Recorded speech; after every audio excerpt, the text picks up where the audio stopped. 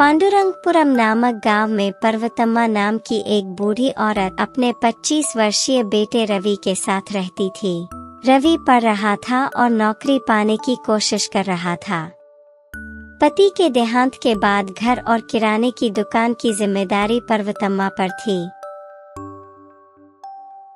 उनके अच्छे कर्मों के कारण और रवि की बुद्धिमत्ता के कारण रवि को पास के शहर में नौकरी मिल गई।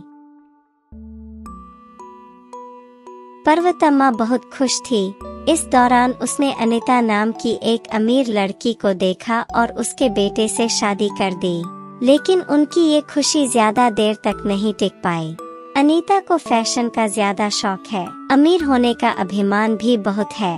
वह बहुत घमंडी है और बड़ों का कोई सम्मान नहीं करती है। अनीता का व्यवहार देखकर पर्वतम्मा बहुत निराश हुई। लेकिन उसने कभी भी अनीता के प्रति अपना असंतोष नहीं दिखाया। उसने सोचा कि अनीता अभी छोटी है और समय बीतने के साथ साथ उसे अपनी जिम्मेदारियों का पता चल जाएगा और वह समायोजित हो जाएगी। पर्वतम्मा हर बात में अनीता के साथ समझौता करती थी। इसे एक अवसर के रूप में लेते हुए अनीता की कार्रवाई और दुर्व्यवहार की कोई सीमा नहीं थी। वह उससे दो टूक बात करती थी और ज्यादा शिक्षा न लेने के कारण मौखिक रूप से पर्वतम्मा का अपमान करती थी।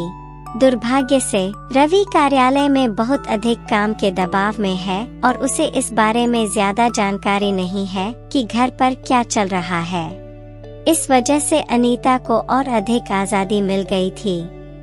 जैसे जैसे समय बीतता गया, एक दिन पर्वतम्मा के रिश्तेदार रंगाराव पर्वतम्मा की दुकान पर आए। पर्वतम्मा रंगाराव को देखकर बहुत खुश हुई। उसे अपने घर ले गई। उसे दोपहर के भोजन के लिए जिद की। उस दिन पर्वतम्मा का उपवास था, इसलिए अनीता ने अपने लिए खाना बनाया था। रंगाराव को खाना परोसने के बाद उसने सोचा बहू के लिए खाना बनाऊंगी। रंगाराव को खाना परोसते देख अनीता जोर जोर से चिल्लाती हुई आई। उसने पूछा कि आप किसी को वह भोजन कैसे परोस सकते हैं जो मेरे लिए तैयार किया गया है। रंगाराव यह देखकर हैरान रह गए। अपमान के कारण पर्वतम्मा वास्तव में क्रोधित थी। पर्वतम्मा ने बहू को कड़ी फटकार लगाई।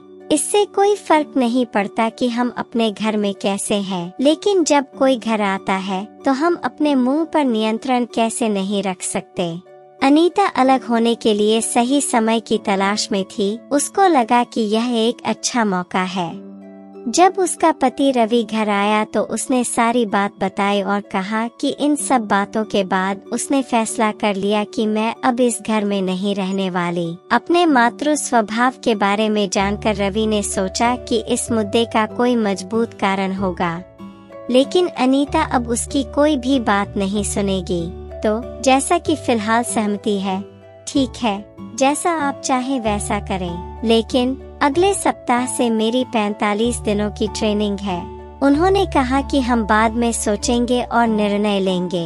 अनीता बहुत खुश है कि रवि ने इतनी जल्दी सब कुछ मान लिया।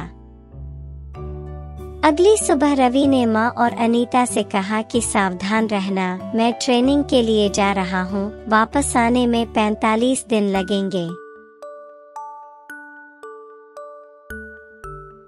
अनीता अपने पति की बातों पर ध्यान न देकर अपनी मनमर्जी करती रही। वह एक दिन अपने पुराने दोस्तों से मिलने के लिए गई। ऊंची एड़ी की चप्पलों के कारण गांव में ठीक से चल भी नहीं पाती है।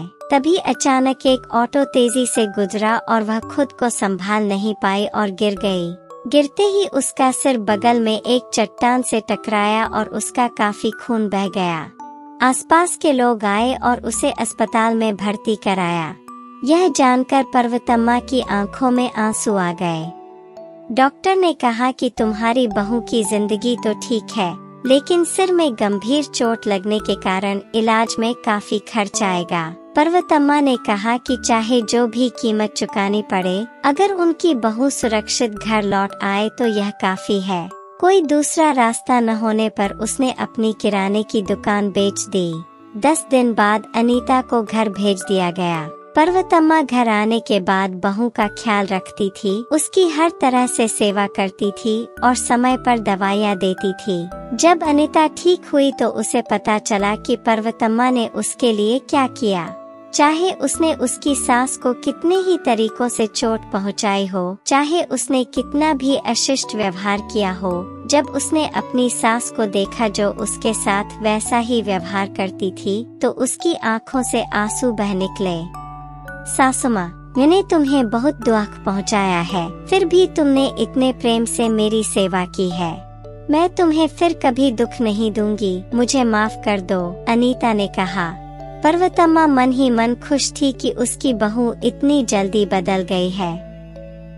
ओह ठीक है बेटी, मेरे लिए तुम और रवि अलग नहीं है, दोनों मेरे बच्चे हो, बोली पर्वतम्मा।